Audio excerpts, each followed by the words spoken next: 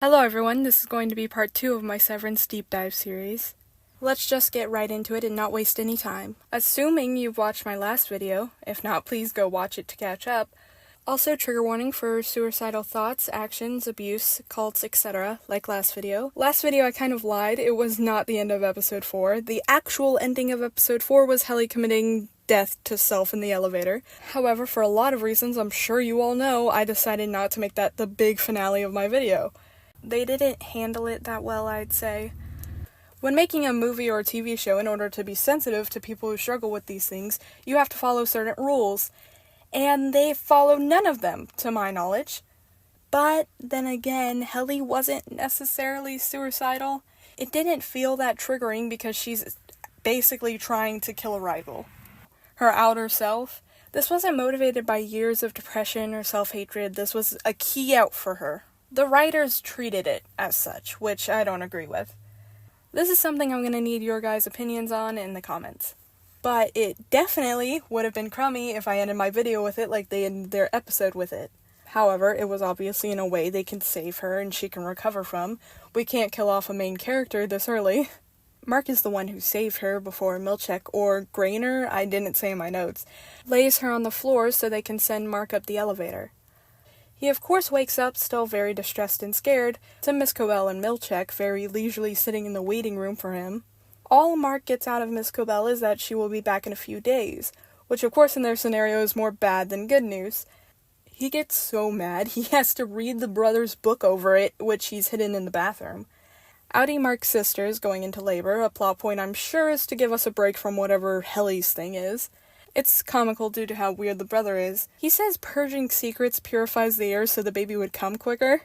And then Mark doesn't want to do that, of course, so they hang kelp. Mark even asks what it does, and brother-in-law's like, "Do you even want to know?" Right when we are calm, they throw us into the Helly situation through a different lens. Milchek says Helly's coming back and to make his eyes kind. Which was very funny. He looked like a straight-up serial killer. She was so amused, I think it did end up having a better effect. I don't think I even mentioned this last video, but Mark found a map of their floor on the back of Petey's desk photograph. I guess left there to help Mark. And I think right before the Helly incident, the crew found out saying he should keep it. Mark sees it as just trouble since he's been put down time after time and just shreds it. This episode, we get confirmation he's redrew it. Here we get a quick plot point that's more of a concept than anything. Our characters are MDR, macro data refinement, and Bert, the man Irving is sweet on by this point, is O&D, optics and design. These are the two departments we know of so far on this floor, and they are really discriminatory towards one another. It's weird, they think O&D are not even human. They bring up 20 or so snippets of rumors they heard of them killing MDR or have kangaroo pouches as mouths. Things we would dismiss immediately because they sound dumb. But for all the innies know, there could be a race of outies with kangaroo mouths. So Dylan, who has been aware of the courtship, is worried Bert is some murderer. Then, in current episode, Irving is scanning something and sees a painting in the scanner of a battle with haphazardly tacked on MDR and O&D badges. The innies take this as true as a photograph for some reason. It's obviously meant to subdue the innies further. A tactic abusers and cults alike implement, very heavily, is us versus them. If a perpetrator can isolate the victim from its family and friends, in this case scenario co-workers, it furthers their disadvantage at leaving. This obviously freaks out Irv, as I imagine doing exactly what Lumen intended. They must have seen the relationship between Bert and Irv blooming and wanted to quell it. Miss Casey, the therapist from Wellness, is tasked with overseeing Helly for the day. Helly is just laying at her desk, obviously very defeated. In order to cheer her up, Mark decides to take her on a walk throughout the halls to add to the map. In order to do this, however, they need to get Miss Casey out of the picture. Mark ruins her notebook, so she has to grab more, which is a good place to elaborate on Miss Casey. Miss Casey is indifferent and robotic. The main four we can, like I did in the last video, rank their aversion to Lumen. Miss Casey you really cannot. She's just odd, no emotion to her almost. I mean, Helly almost died, and she says a hug is available upon request. However, when she comes back with like 20 notebooks in her arms, which was a funny detail, she tells Irv she saw Bert in the conference room, like she got wind of the relationship somehow and is somewhat supportive. This leads all of our characters out, and I can't remember how they got past Miss Casey again. Dylan is fighting with Irv to not go see him again, since from their perspective, Bert could very well be dangerous. They see Bert and get into an argument when Dylan locks him in the conference room to protect Irv. They end up going on a supervised date throughout the halls. You can see them actually falling in love, or, of course, in like with each other. It's still quite early on. Dylan has also tied up his hands, which is played for laughs since no one acknowledges it. Bert's just happy to be spending time with Irv, trying to calm us off the sad path we were just on. They find O&D, which we once thought was a 2-person department, actually has a good 100 people in it. Meanwhile, Mark and Helly walk down dark hallways until they see a man sitting in a room feeding a goat. Yelling, "They're not ready yet!" Referring to the 20 goats in his room, which is never explained. Hopefully we get answers in season 2. The goat thing has become a major meme in the community, because what could they possibly want with goats? It's just odd. And what does he mean? He was very distressed. Do they kill them when they're quote-unquote ready? I'm sure it was just put in to inspire such questions as these. They also hit Grainer. The other security man is higher up than Miss Cobell. The management system is so odd. Let's just move on to episode 6. Miss Cobell wakes up in a sterile, hospital-like room. She calls to find out about Petey's next ship. Apparently there was a trace that signified of a woman they used to work with. She leaves the room, showing it's her house. She then prays to a full-on shrine of Kier, the godlike figurehead of Lumen.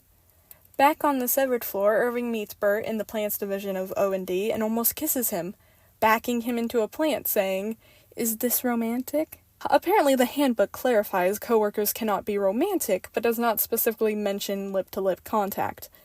Back to Audi life. Mark's sister sees the woman she accosted for coffee during her labor. They somewhat connected, so she says hi. The woman has no idea who she is, and her husband whisks her away, saying that she is severed, but instead of a work and outer self, she has a self only for labor, which the moral implications of that are simply horrifying. But let's just move on back to the innies. The first few times I watched this, I was so confused why the whole team gets on Mark and Helly's side near the end. The pacing seemed abrupt, but the scene where he is reading the book explains it. The book is filled with break from the system rhetoric, of course worded poorly. We would all be like, yeah, duh. But again, this is the first time any Mark has ever heard of what rebelling from the system is. His stupid book is just enough of a dose of deprogramming. It's not even really hinted at, but when Dylan and Irving do a 180 later, we can presume they read the book. Irving asks them to meet O&D when Helly then ignores him and asks Mark on a mental health walk to map the layout some more. Outwardly flirting enough, Dylan asks, "Are you fraternizing too?" Everyone but Dylan has a romance, but he is cheering them all on at the end of the day. I also must state here, I do not like Helly x Mark. The genre is not romance, so we don't have a lot of romance budget, so to speak. And they waste it on 2 scenes for Helly and Mark. Irving and Bert are well developed and feel natural. They are definitely the main romance. But since Helly and Mark are both main for a similarly aged man and woman, it feels like the writers just thought it was a given they would end up together. Their friendship blossoming was more than enough, and later when they furthered their relationship more, I was shocked. Because I didn't even see scenes like this the first watch-throughs as romantic. It would have been better to save it for late season 2. Mark's called away and Miss Cobell yells at Mark that part-time minis aren't as capable, but they still need to be held accountable, and informs him they fired Miss Casey due to Mark sneaking away with Helly, hinting Miss Casey is a part-time whatever that means. And yells at him for sniffing around, more specifically, "We serve Kier. You child, get that through your mildewed little brain, and until you hit quota, MDR's hallway privileges are hereby revoked, so get your little ass back to your desk until you are told to move." I'm sorry, I had to use the full quote, that's just so funny. She's been so professional up to this point, then just goes, "Your little ass." Mark takes his anger out on Irving, yelling at him for fraternizing with Bert, but immediately makes up for it by going to O&D like he wanted. Mark pulls a speech out of his little ass that seems to pull the 2 departments together, about how Lumen's principles are illuminating the public and yet they leave the innies in the dark. Milchek on cue catches them and sends Mark to the break room, which was expected. What was not, however, is Miss Casey coming from the break room, when we were made to believe she was fired. I don't know if I've mentioned, but the hallway to the break room is shoulder to shoulder to make it spooky or something. So there's this weirdly long scene of them trying to get past each other, which feels like Miss Cobell or Milchek did it on purpose. Back to Outie World, Mark goes on a date with the same woman from before just to talk about his dead wife. When we see his sister meeting nannies, the most notable of which being Miss Cobell. She's really warming her way into every aspect of Mark's life.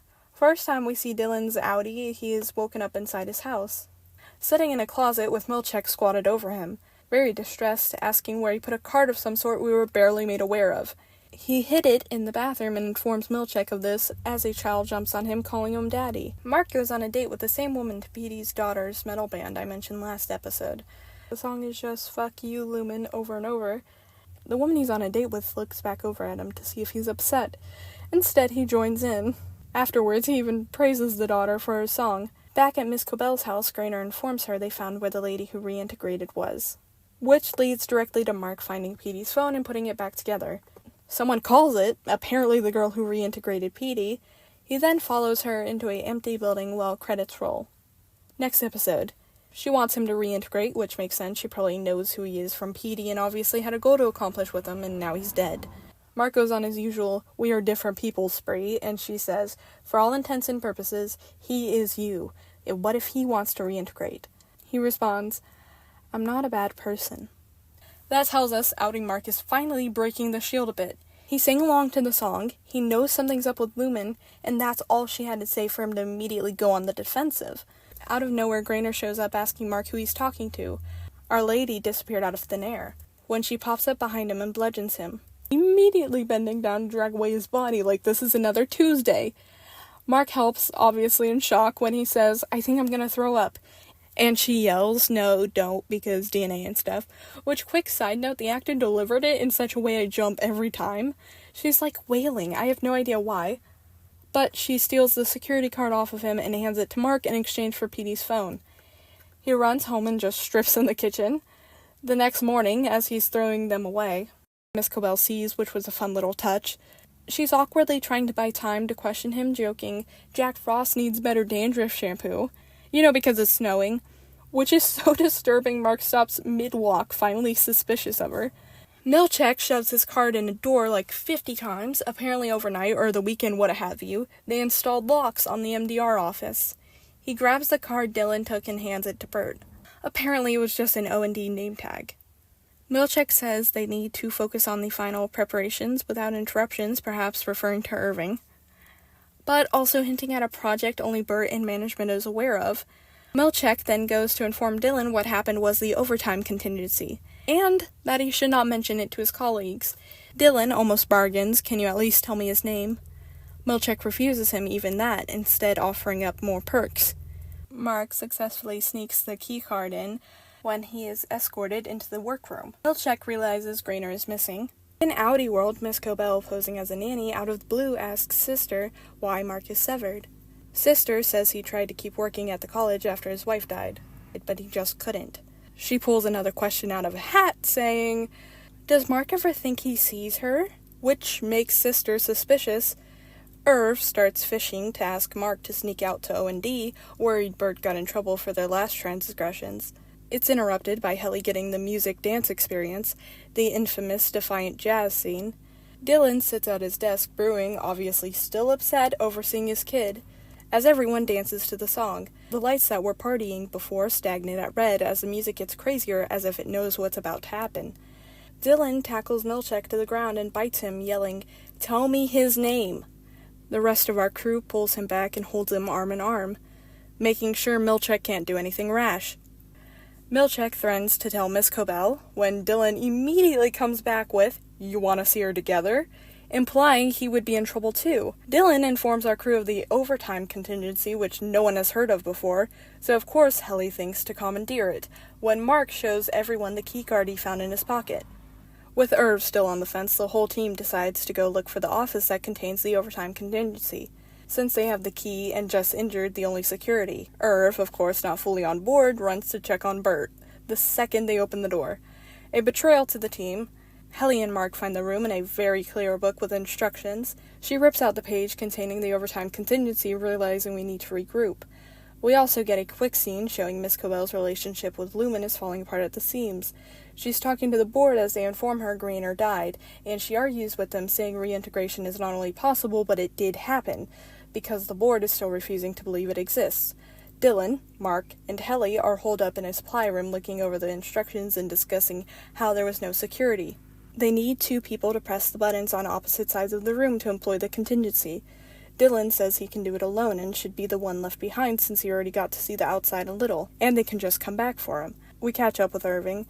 He went to O&D where they were having a melon party. Milchek sees him and doesn't get angry with him, instead invites him in. It's a retirement party for Bert. Irv, being the only one with any sense, says, "You're all just going to stand there and let him die?" Finally, some bite from Irv. Milchek goes on a "no one dies at Lumen, he's retiring, it's a party" tirade, and Irv just replies, "You smug motherfucker." You can almost see all the previous Lumen love drain from his face. Milchek wants to kick him out, but Bert practically begs him to let him stay. He says his goodbyes to Bert in a heartbreaking scene and walks back to MDR. The crew sees him obviously confused, and he just says, "Let's burn this place to the ground." We have all 4 united in hating Lumen finally. Back to Audi Mark, the girl he's been dating breaks up with him, no surprise. I'm not exaggerating, she meant nothing to the story besides giving exposition to Mark's life. I mean, it was a positive, not a negative storytelling-wise.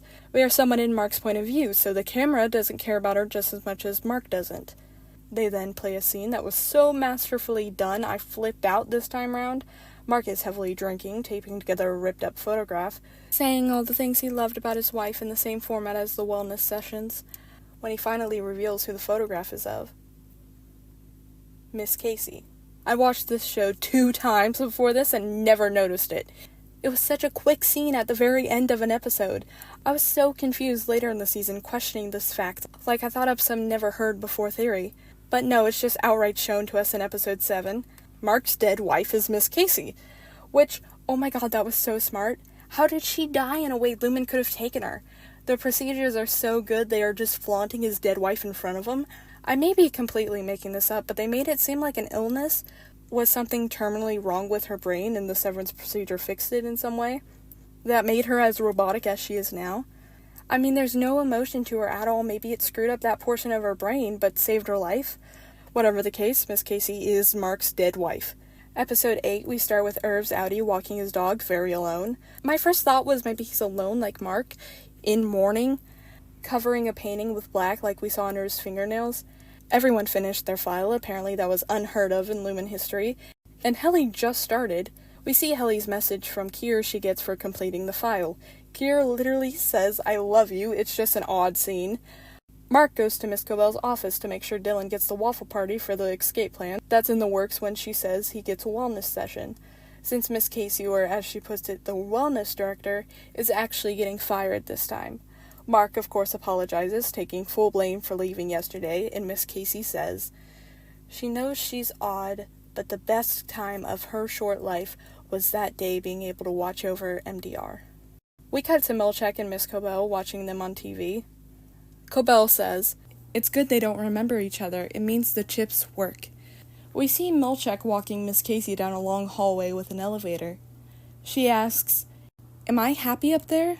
as Milchek's face is shrouded in shadow. Before she can ask another question, he cuts her off and makes her go up, like a lamb being led to the slaughter. We then see our team has developed a full escape plan to hijack the OTC. This is where it came a little out of nowhere, and I assumed everyone read the book. Because yes, Irv and Dylan are on our side, but I don't know if the betrayal Lumen committed was enough to wipe out years of brainwashing. Irving was really into the doctrine and everything up until yesterday. So they must have read the anti-brainwashing book. Once the team has completed their files, the whole team gets a deviled egg party. But one person gets the waffle party I just mentioned. Alone in the perpetuity wing. Dylan will be left as a distraction, and of course to hold open the OTC buttons. During the deviled egg party, however, Milchek runs in terrified, yelling the party's over. I have no idea why to this day. The group recite a phrase from the brother-in-law's book and walk to the elevator since it's end of day. Helly and Mark joke about their innies possibly being married on the outside before Helly pulls Mark into a kiss. Outside Lumen, they're setting up for some big event. At Mark's house, we see Miss Cobell is throwing a absolute hissy fit. Outie Mark, of course worried, offers to take her to Brother's book reading. Back at Lumen, we see Dylan's waffle party. You all thought he was just going to have some waffles in the perpetuity wing. No. He puts on a mask of Kira, some feminine and masculine dancers in just lingerie do a show. Mask on, absolutely getting it in 5-inch heels. I'm so impressed. After that, he runs to do his job of holding both buttons at the same time and ties his belt to the door so it stays shut. You also get a gift with the quote-unquote waffle party. I think it's a prize reserved for the best refiner, but the boss, so Mark, has the final decision. And he got a light and glass thing of the whole team. Now on to episode 9, the finale of season 1. This episode solely follows the innies' time as Outie's trying to find help, so I'll stay on one character's story, then move on to another. Mark spawns at Brother's book party, and Miss Scobell, who accompanied him as Miss Selvig, if you remember, is immediately suspicious. A woman is interacting with him, so he assumes she's his wife and tries talking to her, but she's busy with the baby. Mark assumes it's his baby before one of the brother's friends finally informs him that it's his sister's. So he has a target before he gets distracted since he's at his favorite author's book party. And sits down. The brother pauses and walks outside. He follows. The brother is saying he's a buffoon and panicking, and Mark starts geeking out saying how good his book is, which makes everyone suspicious but sends Miss Cobell off the edge, because Outie Mark has openly hated on the brother a little bit. Miss Cobell has handed the baby because she's their nurse now, if you can remember. Now that sister is baby-free, Mark tells her everything, begs her to ask for inspectors. I think here the sister confirms his wife died of a car accident. But before he can get any more information or actual help, she realizes Miss Cobell and the baby are gone. Mark, of course, helps and ends up finding the baby randomly in a guest room. When he sees a picture of him and his wife, or well, his Outie, he runs as fast as he can, picture in hand, yelling, "She's alive!" The photo being of Miss Casey, right before he switches back. Irv was quite boring. We see the paintings more clearly. They are all black smudges of a hallway. His room is absolutely filled to the brim with them. He's playing heavy metal and there's a lot of army paraphernalia around. Irv finds a key in his pocket to a trunk with an army jacket and a photo of 2 army men that reads Dad on the back. So we can assume his dad died in the military, but there's so much stuff around we can also assume he was in the military or a husband who died as well.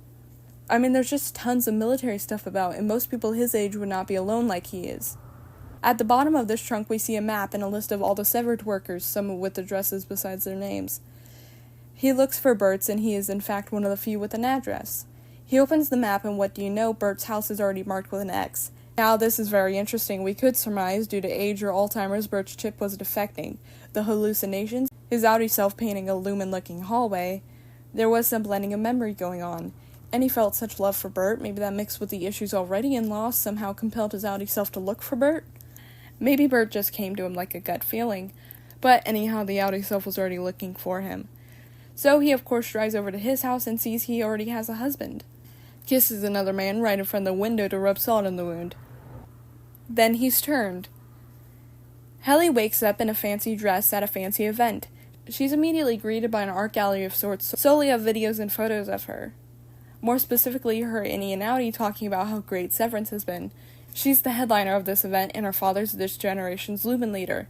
In one of these videos, she even goes in depth on how her dad made her repeat the 9 principles before bed and told her the workers were their family. So much she fully believed them to be flesh and blood. Helly runs into the bathroom freaking out when her father walks in all cult leader-esque, so unnerving. He says very coldly he cried in his bed when he found out what her innie tried to do to her.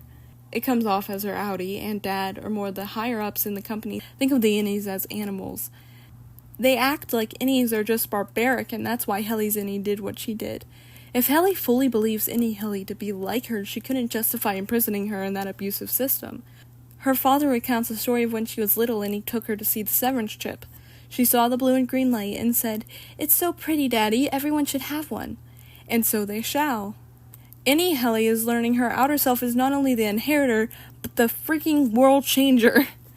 She's whisked on stage to do a speech and of course outs the whole thing, saying they are miserable, right when her plug gets cut. Let's catch up on what's happening outside of this real quick. Miss Cobell speeds away, calling Lumen to inform them of this mishap, while Milchek is begging Dylan to let him through the door, and he refuses. Milchek grabs a knife and starts sawing at the belt, taking a long time. Straight up whittling over here. This scene is so funny because the only bargaining chip he has is the perks. So he's like, I can literally get you a coffee cozy right now, Dylan. And Dylan yells, I want to remember my kid being born. A light bulb goes off in Milchek's head and he says, you have 2 others. I can tell you about them. Just open the door. Then it cuts, but he was still holding strong, so we don't know if he gave it to that or if his belt gave out first. That is the last of Severance Season 1. I hope you guys enjoyed it. Trying to follow every plot point is a little spastic, so tell me down below if you were able to keep along. Also, I'm switching to traditional drawing for a while. The technical issues I was talking about included my drawing tablet just piecing out of this life.